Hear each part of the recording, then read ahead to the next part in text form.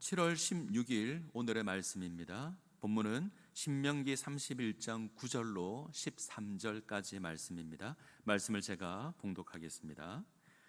또 모세가 율법을 써서 여호와의 언약궤를 매는 레위 자손 제사장들과 이스라엘 모든 장로에게 주고, 모세가 그들에게 명령하여 이르기를 매 7년 끝해 곧 면제년의 초막절에 온 이스라엘이 내 하나님 여호와 앞 그가 택하신 곳에 모일 때에 이 율법을 낭독하여 온 이스라엘에게 듣게 할지니, 곧 백성의 남녀와 어린이와 내 성읍 안에 거류하는 타국인을 모으고 그들에게 듣고 배우고 내 하나님 여호와를 경외하며 이 율법의 모든 말씀을 지켜 행하게 하고, 또 너희가 요단을 건너가서 차지할 땅에 거주할 동안에 이 말씀을 알지 못하는 그들의 자녀에게 듣고 내 하나님 여호와 경외하기를 배우게 할지니라.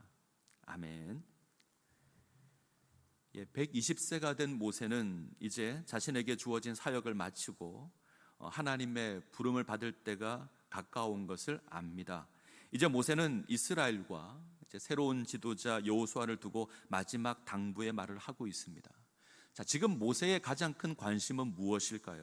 그것은 이스라엘이 약속의 땅을 정복하고 하나님의 온전한 백성으로 세워지는 겁니다.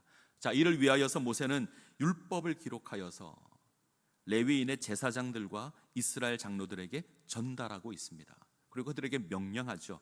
안식년이 되는 해의 초막절에 이 말씀을 낭독하라 명령합니다. 자, 7년마다 돌아오는 안식년 초막절에 이 말씀을 낭독하여서 모든 이스라엘 백성들로 다시 이 말씀을 확인하게 하는 겁니다.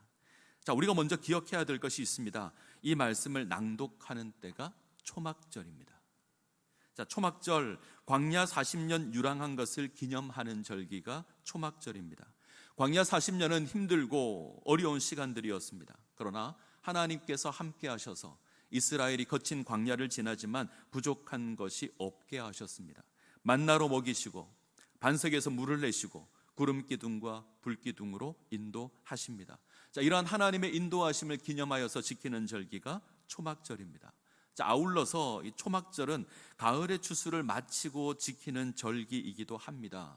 이때 이스라엘은 포도, 올리브, 무화과 등을 수확을 합니다. 하나님께서 풍성한 수확 얻게 하셨기에 이스라엘 백성들이 가장 기뻐하는 절기가 바로 이 초막절입니다.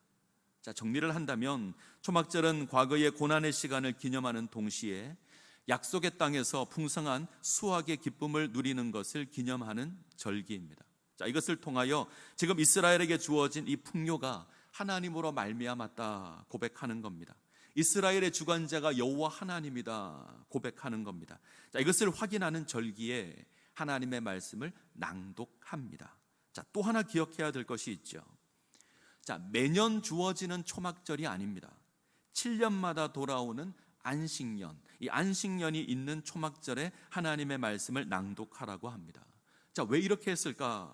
우리 생각에는 매년 초막절에 이것을 일컫는 것이 훨씬 더 나아 보입니다. 그런데 모세는 7년마다 돌아오는 안식년 초막절에 하나님의 말씀을 낭독하라 이렇게 말씀을 합니다. 자, 그 이유가 무엇인가?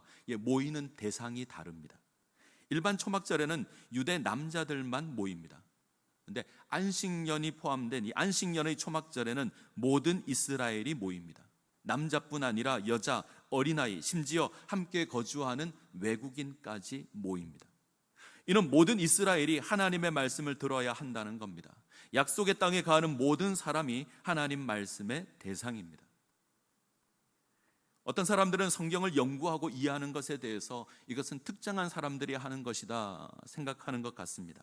성경 연구는 목사나 신학자가 하는 것이지 우리가 하는 것이 아니다 이렇게 생각하는 것 같습니다. 아닙니다. 하나님의 말씀은 모든 사람을 위한 겁니다.